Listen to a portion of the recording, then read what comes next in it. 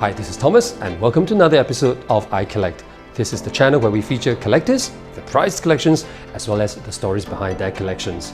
And in today's episode, we are featuring an exquisite and extraordinary collection of Peranakan jewelry and artifacts. So without further ado, let's dive into it and meet our collector. Hi, I'm Norman. I collect Peranakan jewelry and artifacts. Hi Norman, welcome to iCollect and thanks for inviting us into your home, sharing with us your impressive collection of Peranakan jewelry and artifacts. Norman is a very well-known personality within the Peranakan community. He's known for his massive collection of Peranakan jewelries and artifacts. And in fact, he has even authored a book, which I have it right in front of me. It's called The Bejewelled Lives of the Peranakans. And in this book, Norman documented his collection. Oh, it's really amazing. So, thanks to Norman. In fact, I'm also wearing one of his collection on my jacket lapel. So Norman, how did you get started? Okay, I got started long ago, 30 years ago. Okay, and how I became interested in Peranakan jewelry is through my grandmother. Because as a kid, I would like to see her dress up in blings, and it sort of captivated the eye of the child. I see. And I do see that you have over here some collection of your jewelries. Perhaps you tell us a bit more about this collection? In all my collection, I have a range of different type of articles. And what I find most interesting are the brooches known as the croissants. Yes. Okay. And you can see that this is a set of silver croissant embedded with pearls. And This is quite different from the rest of it, which is less bling-bling. Yes, this is used during the mourning period when people have their bereavement. And these are the ones which are the normal brooch. Encrusted in diamonds, they call them intans. And what I like about collecting brooches is that I find that it's very suitable for men. That's why I'm wearing one over here on my lapel. Every time when I go out for function, so it's very practical. So I collected quite a lot, and I believe that jewelry should always be worn and not kept. I see. Yes, that's quite true. I see that these brooches have various designs. You know, is there some kind of and different motifs? You want to explain to us? Okay, what they are? Peranakan jewelry has got influences from various culture, and as you can see, this particular piece has got European influence because they are very anglicized. Yes. You can see a flying horse. Ah, okay. And you can also see the Chinese influence through the Buddha's finger citron. Ah, yes.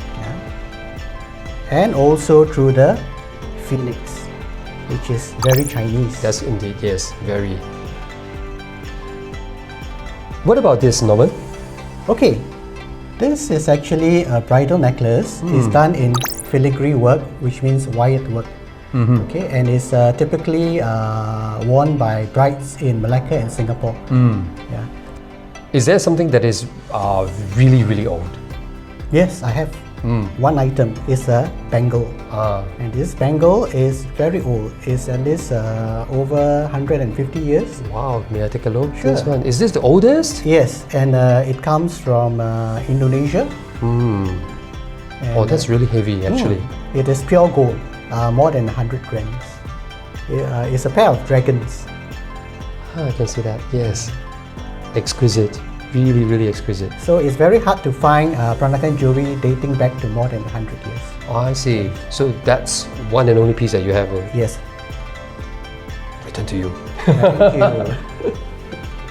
So in your collection, is there something that is that's very meaningful to you that you can share with us? This one this is a buckle belonging to my grand auntie.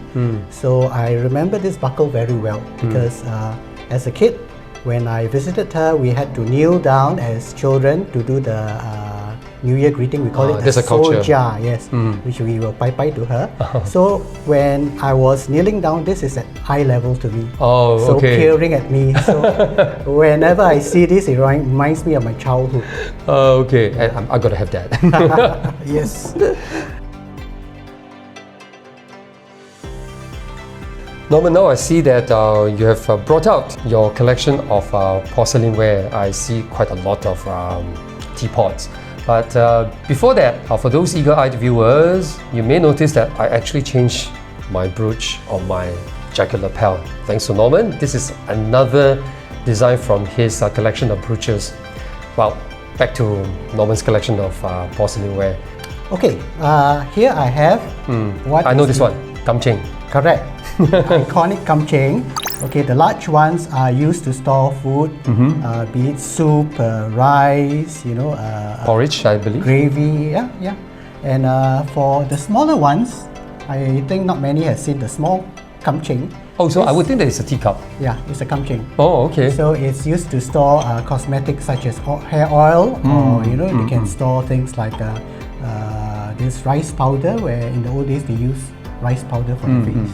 I have got also plate, and what is so special about this plate? It is outside and inside painted. Okay. Oh, this is rare. I've never seen this. So it is the ultimate luxury in porcelain, because they have to pay twice the price. One to paint the outside, one to paint the back. I see. Okay, yeah, this is definitely very rare. It's normally just plain. Yes. Okay. Yes. And also this is another one which is called the chupu, and this one also comes in and out design. All right. Again, very unusual. Yes. Very unusual. Okay, beautiful. That's really nice workmanship. Yes. Okay, nice. And I collect mainly teapot. Most of my collection are centered on teapots.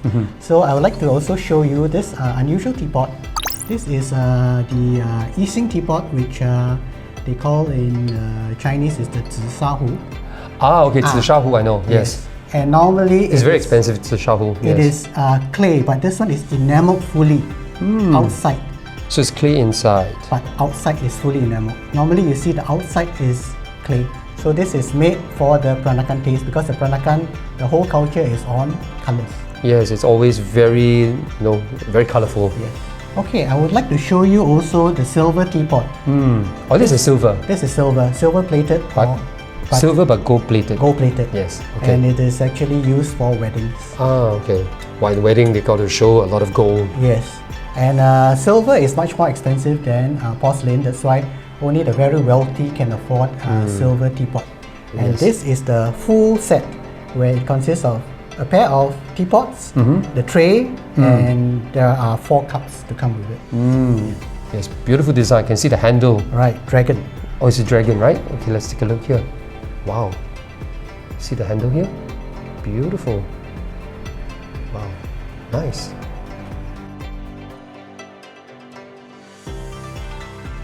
Norman, I see that you have brought out your family heirloom.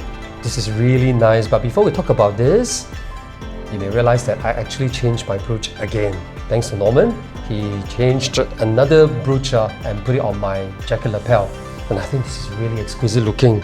Thomas, do you know that Queen Elizabeth has been given a Peranakan brooch by the Singapore government Oh, really? for her diamond jubilee? Oh, really? Yes. Okay, so it is something that she wore.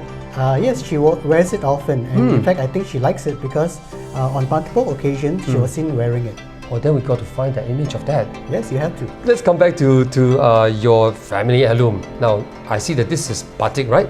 Yes, it's batik. Actually, this is a family heirloom because it feels so Yeah. crisp and new. Very old. This is part of the wedding trousseau of my great-grandmother. Okay, And it dates back to the 1890s. 1890. Yeah. Wow, All hand-painted and done in vegetable dye. I see. Well, I mean, you probably can't see, but I'm looking at it at close range. I can see that, it's repetitive, the design is repetitive, but I can tell that everything is a bit different. Obviously, it's really hand-painted. Wow, it's amazing. Normally, I see that there are 2 pairs of slippers here. Obviously, they are very, very old. But what I realize is that, I normally see beaded slippers for Peranakan slippers, but this is embroidery, right? Yes, it's embroidery. Yeah, tell it's us about also part of my great-grandmother's wedding trousseau. So apparently it was given by her mother. And this kind of slippers are even older than the beaded slippers, because beadwork started probably at the turn of the century, 1900s, Okay. where the nuns actually, taught the girls how to sew beadwork. I see. Yeah, in school when the Nyonya girls start going to school. I see. Yeah. And do you notice that it has cushions inside? Yes, yes. Yeah, so that is to keep the shoe in shape. Yeah. Okay. Like a shoe tree for gentlemen's shoes, So to keep you it in see shape. how carefully they kept this over the years. Crescent moon. Okay, I see that there's a cereal box on the table. I'm going to move this away. And that's a cereal box, am I right? Yes, it's a cereal box. I know something about it, but I'm sure that you have more to tell us about the cereal box. Okay, cereal box, in the West they call it betel nut set. Yes. Okay, so this set also part of the wedding trousseau of my great-grandmother. So it would be a gift from her mother when she got married. So cereal box is very significant in Peranakan weddings. Okay, so initially when invitations were sent out, the womenfolk guests would receive a quid of the sirih with all the condiment wrapped up. That is to signify your sincerity in inviting the guests. Okay. Okay. Then during the wedding itself, it is also significant because this cereal box will reside on the wedding bed for the duration of the 12th day of celebration of the Peranakan wedding. So what is the significance of a 12-day celebration? Okay, it is because every few days there is certain rituals which they need to perform, and also in between are rest days for the bridal couple. And also there is a probation period of 12 days. Oh, really? Yeah, whereby if the bride is thought to be unchaste, they can annul the marriage. Oh, okay. So it's a bit like our modern day return policy. Yes, indeed it is. It's interesting. Thomas, on top of it, did you know that the mother-in-law on the 12th day, if she's unsatisfied and she wants to annul the marriage, she'll just simply topple over the cereal set to signify that the marriage is annulled. Oh, that's really dramatic. Yes, it is.